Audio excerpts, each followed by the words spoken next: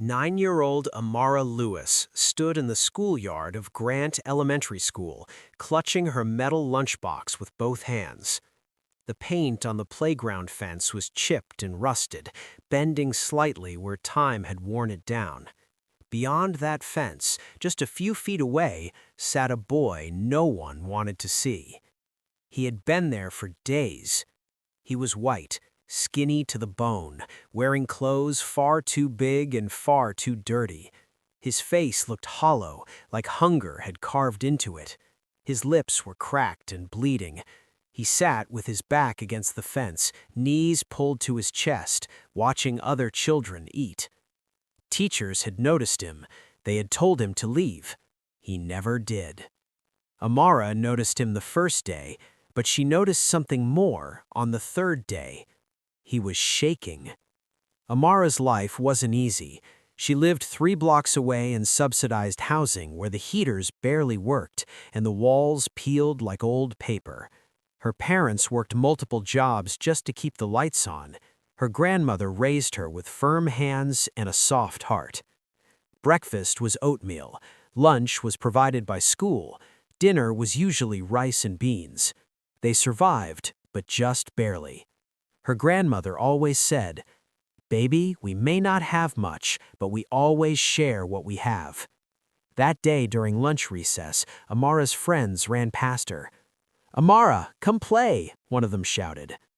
She didn't move. Her eyes stayed fixed on the boy outside the fence. Her friend Keisha stopped beside her. "What are you staring at?" "That boy," Amara said quietly.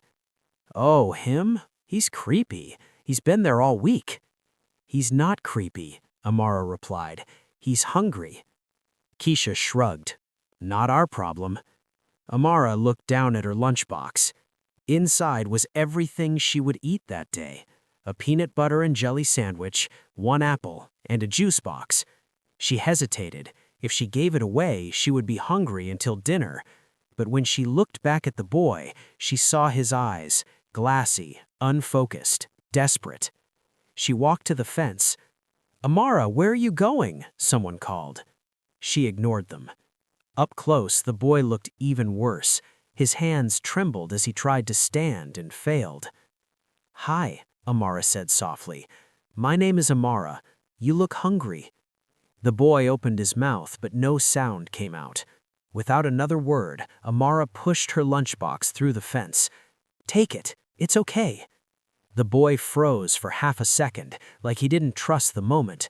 Then he grabbed the sandwich and devoured it in 4 desperate bites. Tears streamed down his face as he drank the juice. He ate the apple. He even scraped the crumbs from the lunchbox. Amara watched silently. When he finished, he looked up at her, eyes red and wet. "Thank you," he whispered. "My name is Ethan Carter." "Are you okay, Ethan?" Amara asked. He shook his head slowly. Something deep inside Amara broke. "I'll bring you lunch tomorrow," she said. Ethan's eyes widened. "You will?" "I promise." The bell rang. Amara ran back toward her classroom, but she turned around 3 times to look at him. Ethan stayed seated, clutching the empty juice box like it was treasure, watching her disappear. He didn't know it yet, but that little girl had just saved his life. Amara kept her promise. The next day, she arrived at school with her lunchbox packed the same way: peanut butter sandwich, apple, juice box. When the bell rang for recess, she didn't go to the swings. She didn't talk to her friends. She walked straight to the fence. Ethan was there. He looked up slowly, as if afraid she had only imagined him yesterday. "You came back," he said. "I said I would," Amara replied. She handed him the lunchbox. He ate slower this time, like he was afraid the food might disappear. When he finished, he whispered, "Thank you," again, like the word meant everything. That was the day it became routine. Not once, not twice, every single school day. The second day was harder than the first. The first day had been instinct. The second day was a decision. That night, Amara stared at the ceiling in bed, her stomach aching with hunger. Dinner had been smaller than usual. Her parents were tired. Money was tight. Still, when morning came, she packed her lunch. By the end of the first week, Ethan looked slightly better. He could stand without swaying. His voice grew stronger. He started smiling when he saw her. They talked through the fence.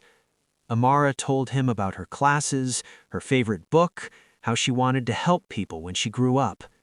Ethan told her about his mom, how she used to sing to him before she got sick, how she promised everything would be okay.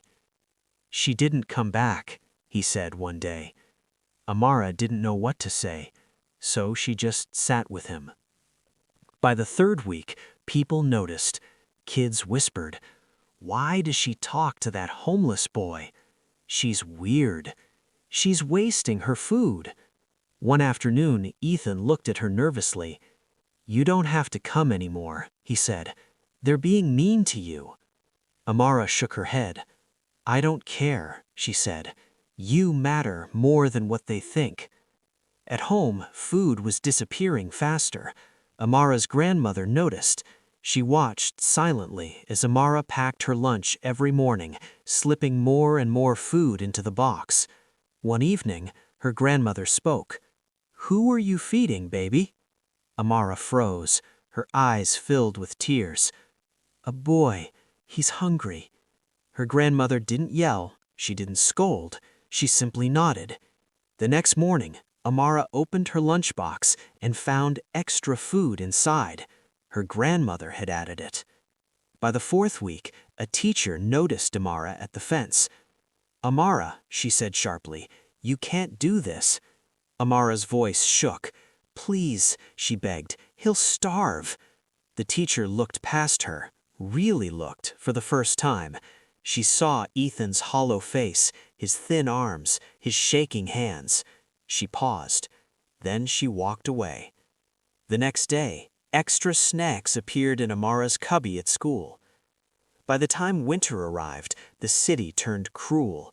The temperature dropped below freezing. Snow covered the sidewalks. Ethan showed up one morning wearing nothing but a thin jacket. His lips were blue. Amara ran home after school that day and grabbed her winter coat, her father's gloves, a scarf, and a blanket from her bed. The next day, she pushed them through the fence. "You'll freeze," Ethan said. "I have another one," Amara lied. She didn't. For 2 months, she shivered in a sweater. She got sick. Still, she came. Then, Ethan collapsed. Fever, coughing, too weak to stand. Amara ran home crying. Her grandmother came with her the next day, bringing soup, tea, and medicine. The medicine was expensive. They needed it themselves. They gave it to Ethan anyway. They nursed him back to health through that fence. 6 months passed like that. 120 days. Even when she was hungry, even when she was cold, even when it hurt, because no one else was helping him, and she refused to let him die. The morning it ended, Amara didn't know it was the last time. She packed her lunch like always, then stopped. Something felt wrong. At school, the teacher pulled her aside before recess. "Amara," she said gently, "the boy outside the fence, he won't be coming back after today." Amara's heart dropped. "Why?" she asked. "Foster care found him a placement. He's leaving this afternoon." Amara nodded, but the words didn't make sense yet. Her chest felt tight, her hands shook. At recess, Ethan was already waiting. She ran to the fence. "You're leaving?" she asked breathlessly. Ethan nodded. "They said I have a family now." He tried to smile, but it didn't work. Amara didn't say anything. She turned and ran back inside. She emptied her lunchbox. Then she went to her cubby, then to her classroom, then to the cafeteria. She took everything she could carry. Sandwiches, cookies, fruit, crackers. When she returned to the fence, she pushed the food through with shaking hands. "This is too much," Ethan said. I want you to have it, in case you get hungry." They sat quietly, eating together on opposite sides of the fence. When it was time for him to leave, Ethan stood up slowly. "I don't know how to thank you," he said.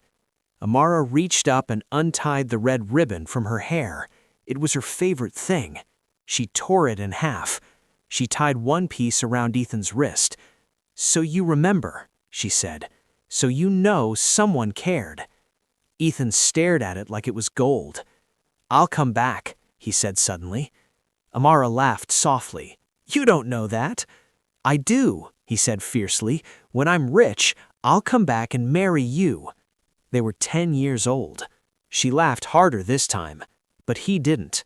They hugged through the fence, awkward, brief, unfinished. Then Ethan walked away. Amara watched until he disappeared. She didn't know that was the moment her childhood ended. 22 years passed. Ethan Carter woke up every morning at 6 a.m. in a penthouse overlooking Lake Michigan.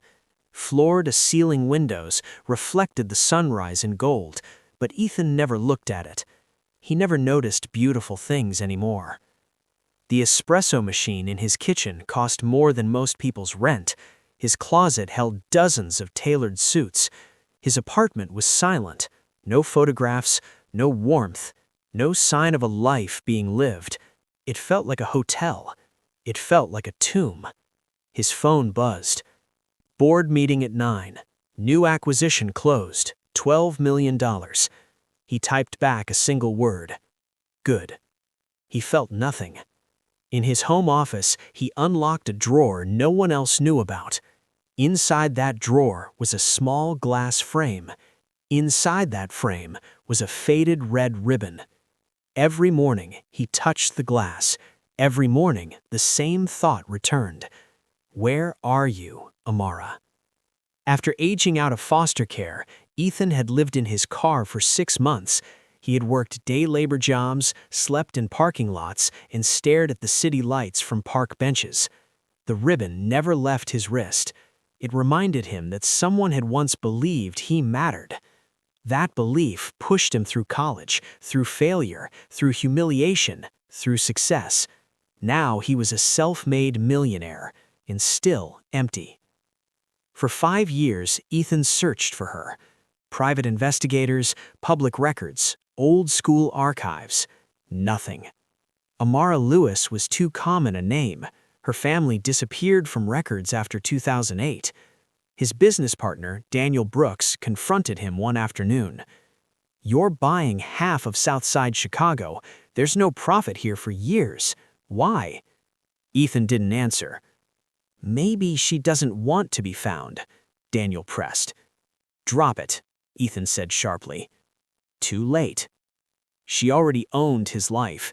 He had purchased 12 properties, all within 2 miles of Grant Elementary School. If Amara was still in the city, she would be helping people. That's who she was. That evening, Ethan received a reminder. Community meeting, Southside Community Center, 7 p.m. Normally, he sent representatives. This time, he typed, "I'll attend personally." He didn't know why, but something told him tonight was different. Before leaving, he touched the ribbon one last time. "I'm coming," he whispered. "I don't know if you're there, but I'm coming." What Ethan didn't know was this. Amara Lewis had been thinking about him every day for 22 years, too. Ethan arrived at the Southside Community Center at 6:55 p.m. The building was old, cracked paint, flickering lights, but it was clean, loved, cared for. Inside, about 50 people sat in folding chairs, families, elders, activists, people who had learned not to trust men in expensive suits. Ethan adjusted his tie. It felt wrong here. At the registration table, a woman looked up. "Name?" "Ethan Carter, Carter Developments." Her expression changed immediately. "Oh," she said, "you're actually here?" "Yes," Ethan replied. "I wanted to come myself." "Well, see why," she said, handing him a name tag. He took a seat in the back. Whispers followed him. "That's the developer. probably here to push us out. They all say the same things. At the front, a woman in her 60s stood. "Good evening. I'm Mrs. Helen Moore, President of the Community Board. Tonight, we'll discuss the proposed development plans. Mr. Carter will present, then we'll ask questions. Real questions." Ethan stood and walked forward. 50 pairs of eyes watched him. He showed plans, affordable housing, renovated facilities, job programs. "I grew up not far from here," Ethan said. "I know what broken promises look like. I'm not here to gentrify. 60% of housing will be reserved for current residents at current rent." Murmurs rippled through the room. Hands shot up. "How do we know you won't disappear? What about local businesses? What about our kids?" Then a voice spoke from the center of the room. "Developers always say the right words." Ethan turned and froze. A black woman in her early 30s stood, holding a notepad. Natural hair, calm strength in her posture. "I'm a social worker here," she continued. "I work with homeless youth and foster kids. Your buildings don't matter if our most vulnerable are displaced, so why should we trust you?" Ethan's heart stopped. The voice. The eyes. "May I ask your name?" he asked, barely breathing. "Amara Lewis." The room tilted. 22 years collapsed into a single breath. Ethan gripped the table to steady himself. "Did you," he asked slowly, "go to Grant Elementary about 22 years ago?" Amara frowned. "Yes, why?" Ethan's hands trembled. "Do you remember feeding a boy through a fence? A white boy, starving, every day for 6 months. Amara's notepad slipped from her fingers. The room disappeared. "Ethan?"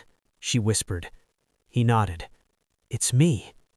Amara's hand flew to the locket at her chest. Tears filled her eyes. "You're alive," she breathed. "I told you I'd come back. When I was rich." The room erupted in confused voices. Mrs. Moore quickly stood. "Let's take a 15-minute break." People filed out, whispering, staring.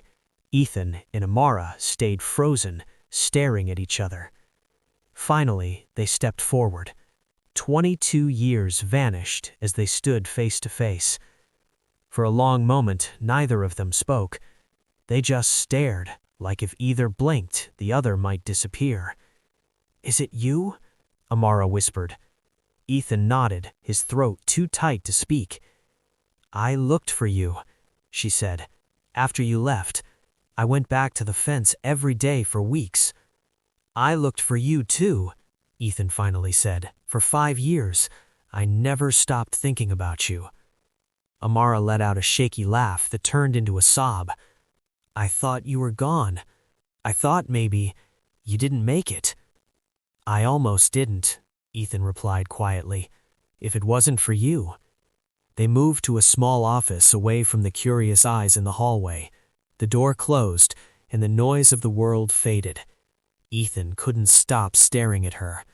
She was older, stronger, but she was still the girl who had knelt at a fence and saved him. Amara wiped her tears. "I can't believe this. I fed you a sandwich." Ethan shook his head slowly. "No, you gave me a reason to live." She reached up and unclasped the locket around her neck. Her hands trembled as she opened it. Inside was half of a faded red ribbon. Ethan's breath caught.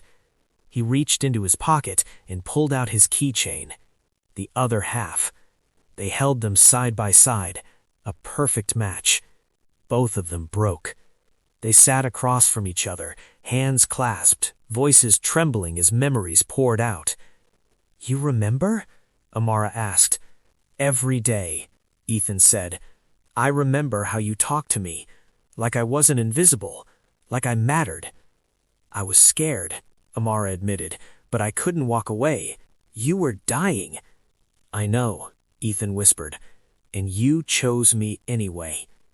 They talked for hours about the cold, the hunger, the soup her grandmother brought, the coat she gave him and never replaced.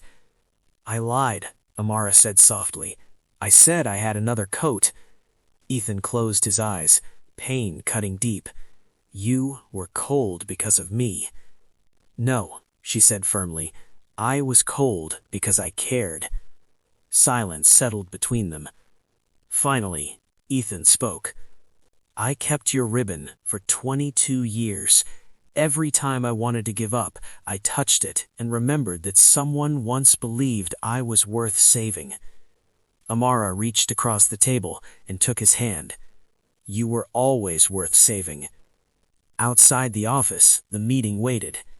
Inside, two broken pieces had finally found each other. They returned to the meeting room hand in hand. The whispers were louder now. People had heard something, felt something. Mrs. Helen Moore raised her hand for silence. "Mr. Carter," she said carefully, "are you ready to continue?" Ethan nodded, but he didn't let go of Amara's hand. "What you just witnessed," he said to the room, "is the reason I'm here." He took a breath. 22 years ago, I was homeless, starving, living outside a school fence.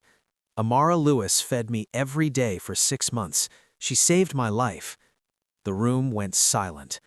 "Everything I built," Ethan continued, "I built because she taught me that kindness can change a future. This project isn't about profit. It's about building the kind of community that saves kids like I was." Slow applause began. Then more. Then the entire room stood. By the end of the meeting, the vote was unanimous. The project was approved. Afterward, people lined up to shake Ethan's hand and hug Amara. When the room finally emptied, the two of them sat alone. "That was intense," Amara said softly. "I'm glad you spoke up," Ethan replied. "I wouldn't have found you otherwise." She studied him carefully.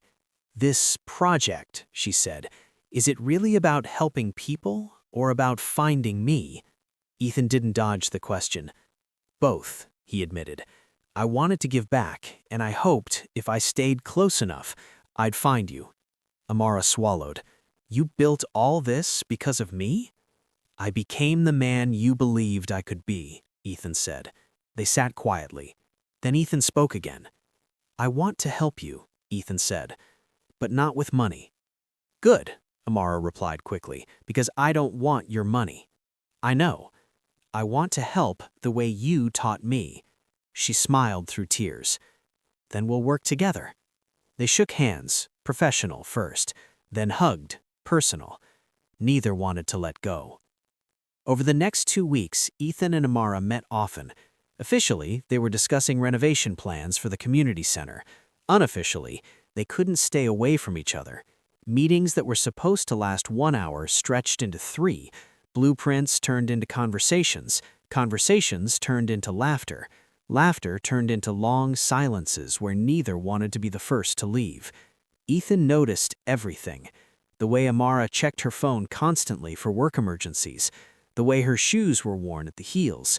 The way she ate lunch quickly, like she wasn't used to having enough time or food. He wanted to fix everything. But she had made one thing clear: no money for her. So he found other ways. He remembered her coffee order from something she mentioned once. Caramel macchiato, extra shot, light foam. Every meeting after that, it was waiting for her. "How do you remember that?" she asked one day. "I remember everything you say." Something shifted in her eyes. Ethan also brought sandwiches, different kinds each time. One day, Amara laughed. "You really like sandwiches, don't you?" Ethan smiled softly. "They remind me of the best time of my life." She understood immediately. One afternoon, Amara mentioned casually that the center's heating system was failing. "We don't have the money to replace it. It's about $30,000.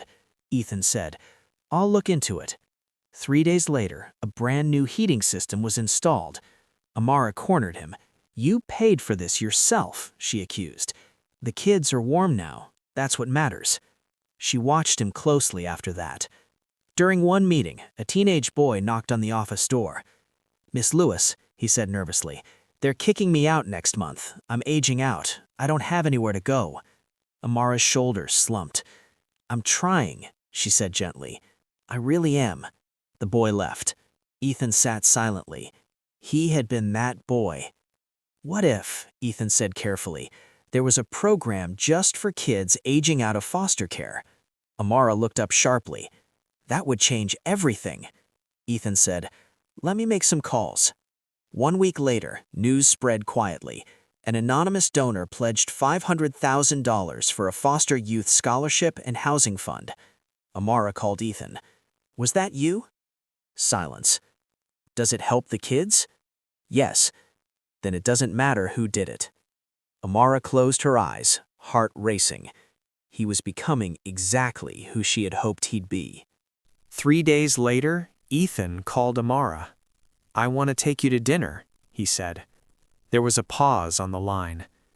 "Ethan," she began. "Just dinner," he added quickly. "As friends. You said one dinner." She exhaled slowly. "Okay, one dinner." Friday night arrived. Amara stood in front of her closet for nearly 20 minutes. 3 dresses, all old. She chose the black one. As she put on her shoes, her grandmother called from the kitchen. "Baby, where you going all dressed up?" "Dinner with a friend," Amara replied. Her grandmother smiled knowingly. "Is it the boy you used to feed?" Amara smiled back. "Yes, Grandma." "That boy has loved you a long time," her grandmother said softly. "Longer than you know." At exactly 7 p.m., Ethan arrived. Simple suit, no tie. He held a small bouquet of white daisies. "You remembered," Amara said. "You said you liked simple things," he replied. They drove downtown to a quiet, elegant restaurant. Candles, white tablecloths, city lights. Amara felt out of place. "This is too much," she whispered. "Let me give you one good evening," Ethan said gently. Conversation flowed easily. Books, movies, childhood dreams, fears.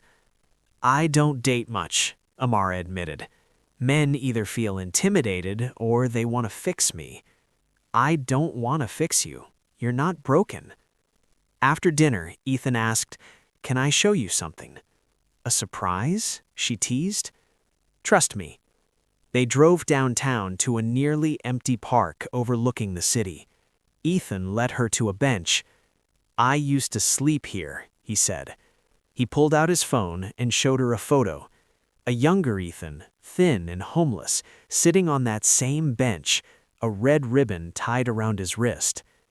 "I touched that ribbon every night and told myself I had to survive. I had to find you. I had to keep my promise." Amara covered her mouth, tears spilling. Then he showed her a map. 12 red pins. "All my properties," he said. "Every one near Grant Elementary, because I knew if you were still here, you'd be helping people." Amara shook her head in disbelief. "You've been looking for me all this time?" "Every day." Amara looked at Ethan, speechless. Her hands trembled slightly as she traced the red pins on the map. "You did all this for me?" she whispered. Ethan nodded, his eyes never leaving hers.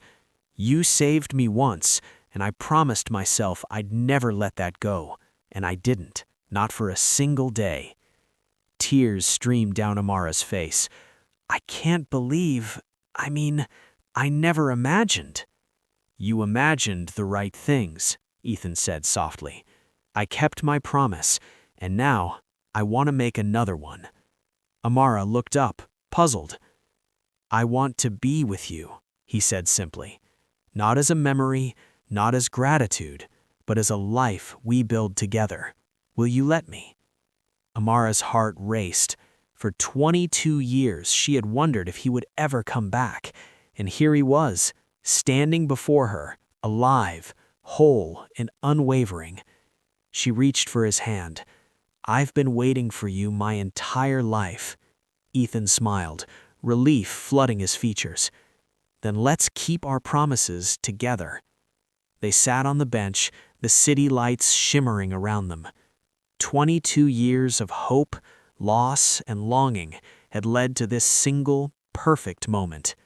Two broken pieces of a past life, finally whole. Amara leaned her head on Ethan's shoulder. Ethan wrapped his arm around her. "I never stopped believing in you," he whispered. "And I never stopped believing in you," she replied. The world around them could wait. Tonight, promises weren't just remembered, they were lived. The ribbon on their wrists glowed faintly in the moonlight, a symbol of a kindness that had sparked a lifetime of love. The story had come full circle.